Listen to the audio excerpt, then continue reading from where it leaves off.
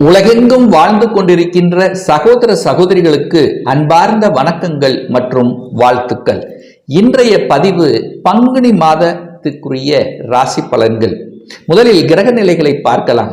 மேசமனையில் குரு பகவானும், கன்னிமனையில் ராகு பகவானும், ரிஷபமனையில் சந்திர பகவான் இந்த மாதத்தினுடைய தொடக்கத்திலும், கும்பமனையில் 3 கிரகங்கள் இணைவு, அதாவது சனி, செவ்வாய், சுக்கிரன், அதே போல மீனமனையில் ராகு, சூரியன், புதன், இந்த 3 கிரகங்கள் இணைவு பெற்று இந்த மாதத்தில் இருக்கு. ஸோ இந்த மாதத்தினுடைய பெயர்ச்சி எந்தெந்த கிரகங்கள் அப்படின்னு பார்க்கும் பொழுது, இந்த பங்குனி மாதம் 13ஆம் தேதி, அதாவது மார்ச் மாதம் 26ஆம் தேதி என்று புதன் பகவான் மேசமனைக்கு பெயர்ச்சி ஆகிறார்.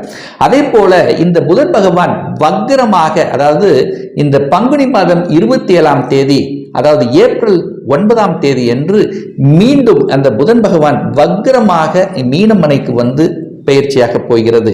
அதே போல சுக்கிர பகவான் இந்த பங்குனி மாதம் 18ஆம் தேதி, மார்ச் 31ஆம் தேதி என்று சுக்கிர பகவான் மீனமனைக்கு பெயர்ச்சியாகி அங்கே உச்ச பலத்துடன் அமர்ந்திருந்து தன்னுடைய பலனை கொடுக்க போகிறார்கள்.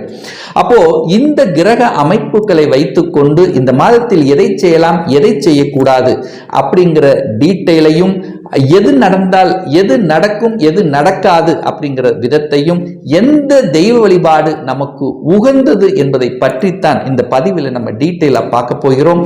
அதற்கு முன்னால் நம்முடைய சேனலை ஃபர்ஸ்ட் டைம் நீங்கள் பார்ப்பவர்கள் என்றால் மறக்காம சப்ஸ்கிரைப் பண்ணிக்கிங்க. மகர ராசி அன்பர்களே, இந்த பங்குனி மாதம் எப்படி இருக்கும் அப்படின்னு பார்க்கும் பொழுது, அதாவது குறிப்பாக தொழில் சார்ந்த விஷயங்கள், வேலை சார்ந்த விஷயங்கள், வியாபாரம் சார்ந்த விஷயங்கள் எப்படி இருக்குன்னு பார்க்கும் பொழுது 10ஆம் இடத்தை பார்க்கணும்.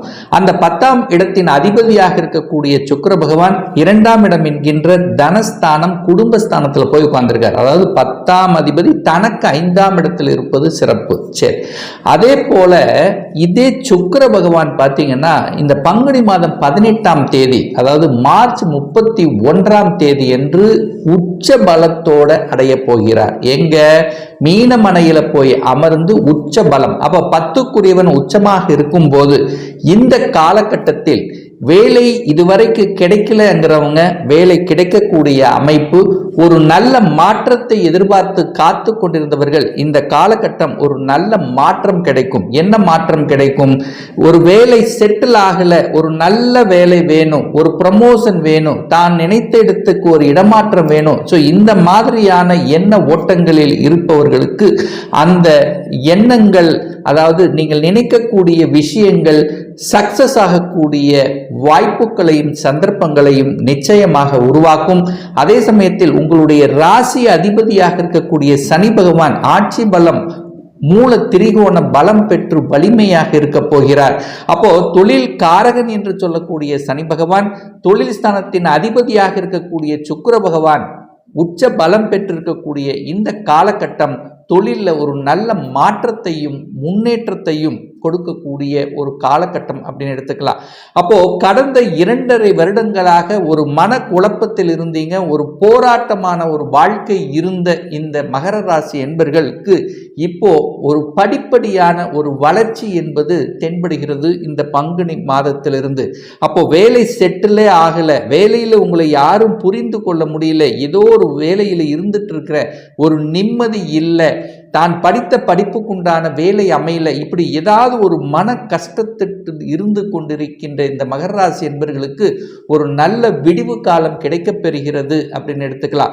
அப்போ அதாவது மனம் நன்றாக இருக்கணும் அல்லவா? அப்ப மன அழுத்தம், பிரஷர் இந்த மாதிரி இருக்கிறவங்களுக்கு நிறைய அனுபவத்தை உங்களுக்கு கொடுத்திருக்கும் அல்லவா? அந்த அனுபவ பாடத்தின் வாயிலாக இதை செய்தால் நன்று, இப்படி நம்ம இருக்கணும் அப்படிங்கிற அந்த புத்திசாலித்தனம் கிடைக்கக்கூடிய ஒரு நல்ல மாதமாக உங்களுக்கு அமைகிறது.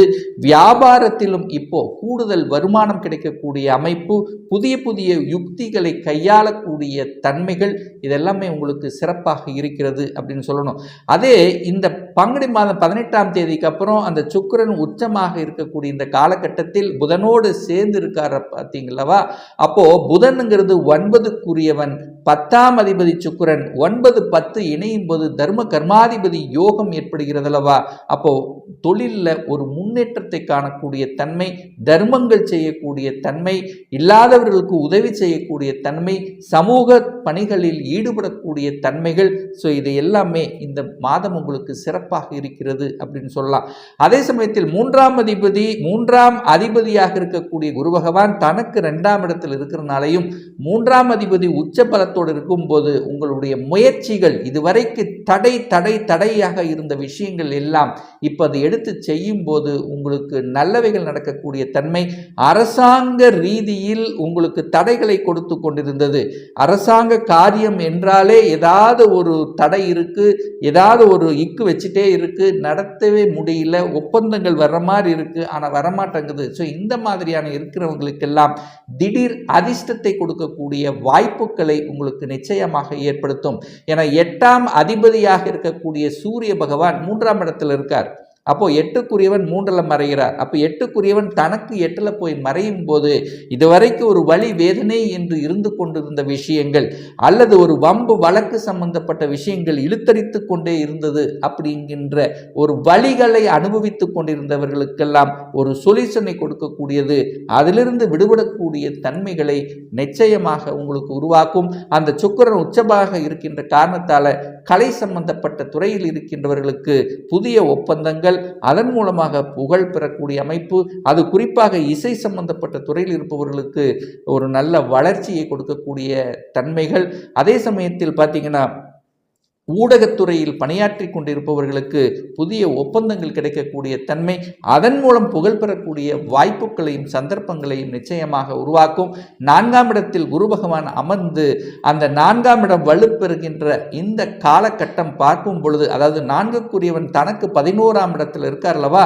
அப்போ நிச்சயமாக உங்களுக்கு சுப செலவுகளை செய்து கொண்டு, அதாவது என்ன வாங்கலாம், ஒரு நிலம் வாங்கிறது, ஒரு வீடு வாங்கிறது, இந்த மாதிரி அசையும் அசையா சொத்துக்களை சேர்க்கக்கூடிய சந்தர்ப்பங்களை உருவாக்கும். ஸோ அதற்குண்டான ஒரு முயற்சியில் இறங்கி கொண்டிருப்பவர்களுக்கு அந்த முயற்சிகள் சக்சஸ் ஆகக்கூடிய வகையில் இருக்கிறது.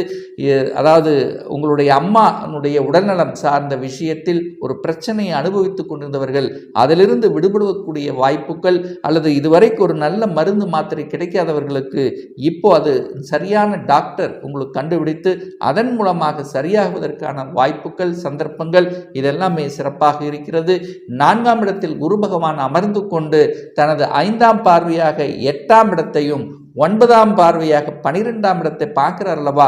அப்போ 8, 12ஆம் இடங்கள் வலிமை பெறுகிறது, சுபத்துவம் அடைகிறது. இன்ற காலகட்டத்தில் பார்த்தீங்கன்னா நீங்கள் தொழில் சார்ந்த விஷயத்தாகவோ அல்லது வேலை சார்ந்த விஷயத்துக்காகவோ தன்னுடைய சொந்த ஊரை விட்டு வெளியே செல்லக்கூடிய வாய்ப்புகளை உருவாக்கும். அப்போ இந்த மகர ராசி என்பர்கள் நீங்க ஒரு வேலை தேடுகிறீர்கள் அப்படின்னா வெளியில தேடினீங்கன்னா இமீடியட்டா உங்களுக்கு வேலை கிடைத்து விடும். அதாவது தன்னுடைய டிஸ்ட்ரிக்டை விட்டு அதர் டிஸ்ட்ரிக்ட் அல்லது ஸ்டேட் டு ஸ்டேட் அல்லது வெளிநாட்டில் போய் வேலை பார்க்கணும் என்கின்ற எண்ணத்தில் இருப்பவர்களுக்கு அந்த எண்ணங்கள் ஈடேறக்கூடிய வகையில் அமைகிறது.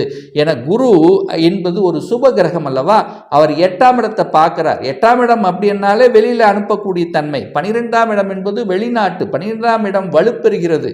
என குரு 12க்குரிய அதிபதியாக இருக்கக்கூடிய குரு பகவான் 4ஆம் இடத்தில் அமர்ந்து கொண்டு தனது 9ஆம் பார்வையாக அந்த 12ஆம் இடத்தையே பார்க்கிறார். அப்போ வெளிநாட்டில் செட்டில் ஆகணும் அப்படிங்கிற எண்ணத்தில் இருப்பவர்களுக்கும் பிஆர் அப்ளை பண்ணி காத்து கொண்டிருப்பவர்களுக்கும் நல்ல செய்திகள் கொடுக்கக்கூடிய ஒரு நல்ல மாதமாக அமைகிறது.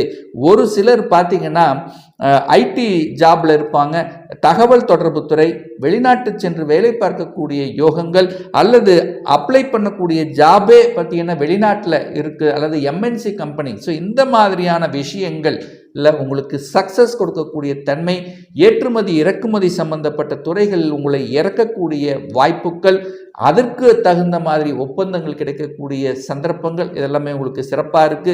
குரு 10ஆம் இடத்தை பார்க்கறதுனாலையும் 10ஆம் இடத்து அதிபதி உச்சம்பலம் பெற்று இருக்கின்ற காரணத்தாலையும் தொழிலில் வேலையில் ஒரு மாற்றம் கிடைக்கும். அந்த மாற்றங்கள் நல்ல மாற்றமாக இருக்கும். அதை நீங்கள் ஏற்றுக்கொள்வது உங்களுக்கு சிறப்பை தரும். ஒரு சிலருக்கு பார்த்தீங்கன்னா இருக்கின்ற துறையிலேயே பார்த்தீங்கன்னா ஒரு டிபார்ட்மெண்ட் சேஞ்சாக இருக்கலாம், அல்லது அடிஷ்னல் ரெஸ்பான்சிபிலிட்டி கொடுக்கக்கூடிய தன்மை. இதுவரைக்கும் நான் நல்ல வேலை செஞ்சேன், நல்லா உழைச்சேன், ஆனால் என்னுடைய உழைப்பெல்லாம் மற்றவருக்கு சென்றது, எனக்கு ஒரு ரெகக்னைசேஷன் கிடைக்கல அப்படின்னு இருக்கக்கூடிய இந்த மகர ராசி என்பர்கள் இப்போ உங்கள் மேலதிகாரிகள், உங்கள் பாஸ் உங்களை புரிந்து கொள்ளக்கூடிய தன்மையும் உங்களுக்கு ஏற்படுத்தும். ஸோ அதன் மூலமாக புகழ் கௌரவம் கிடைக்கக்கூடிய தன்மைகள் சிறப்பாக இருக்கிறது. 9ஆம் இடத்தில் கேது பகவான் உட்கார்ந்திருக்கார். அப்போ 9 கேது இருக்கும்போது அங்கே ஒரு ஞானத்தை கொடுக்கும். பூர்வீகம் சார்ந்த விஷயத்தில் அல்லது ரிசர்ச் சம்பந்தப்பட்ட விஷயங்கள், அல்லது நான் வெளிநாட்டில் தான் போய் படிக்கணும் அப்படிங்கிற இருந்தவர்கள் இதெல்லாமே சக்சஸ் ஆகக்கூடிய தன்மைகள்.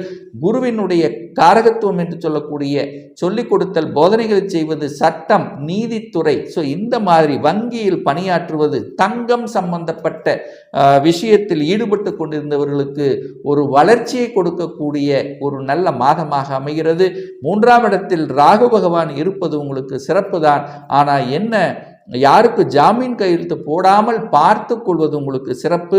சனியும் செவ்வாய் 2 பேரும் சேர்ந்து குடும்பஸ்தானத்தில் உட்கார்ந்துருக்கார். அப்போ சனி செவ்வாய் சேர்ந்தாலே இங்கே ஒரு எரிச்சலை கொடுக்கக்கூடிய தன்மை, ஏதாவது ஒரு வகையில் ஒரு தொந்தரவு கொடுக்கக்கூடிய தன்மை. அப்போ கணவன் மனைவி சார்ந்த விஷயங்கள், ஈகோ, அந்த மாதிரியான விஷயங்கள் வருவதற்கான வாய்ப்புகள். அதற்கு நீங்கள் இடம் கொடுக்க வேண்டாம். ஒருவருக்கொருவர் அந்நூனியத்தை வளர்த்து கொள்வதும் இந்த காலகட்டம் உங்களுக்கு சிறப்பை ஏற்படுத்தி கொடுக்கும். சகோதர வகையிலும் சின்ன சின்ன கருத்து வேறுபாடுகள் வருவதற்கான வாய்ப்புகள், அதற்கும் நீங்கள் செல்ல வேண்டாம் அப்படிங்கிறதையும் ஞாபகத்தில் வைத்துக் கொள்ளுங்கள். ஒரு சிலருக்கு ஆன்மீக பயணங்கள் ஈடுபடக்கூடிய தன்மை, யாத்திரைகள் ஈடுபடக்கூடிய தன்மை உருவாக்கும். ஏன் சொல்றேன்னா, அந்த சனி பகவான் தனது 3ஆம் பார்வையாக குருவை பார்க்கிறார் அல்லவா, அப்போ குரு சனி இணைந்தாலே ஆன்மீக நாட்டங்களை கொடுக்கக்கூடிய வாய்ப்புகளும் சந்தர்ப்பங்களும் உங்களுக்கு இருக்கிறது. ஒரு நல்ல தெய்வ வழிபாடு அப்படின்னு எடுத்துக்கொண்டால் இந்த மகர ராசி அன்பர்களுக்கு, அதாவது நீங்கள் நினைத்த காரியங்கள் ஈடேறணும் அப்படின்னா, உங்களுடைய முயற்சிகள் அனைத்தும் பலிக்கணும் அப்படின்னா, 3ஆம் அதிபதியாக இருக்கக்கூடிய அந்த குரு பகவானை, தட்சிணாமூர்த்தியை வழிபடுவதும், அதாவது அதுபோக ஒவ்வொரு அமாவாசை என்று உங்களுடைய குலதெய்வத்துக்கு சென்று வழிபடும் போதும் முன்னோர்களினுடைய ஆசீர்வாதம் உங்களுக்கு கிடைக்குங்கிறதுல எந்தவித மாற்று கருத்தும் கிடையாது.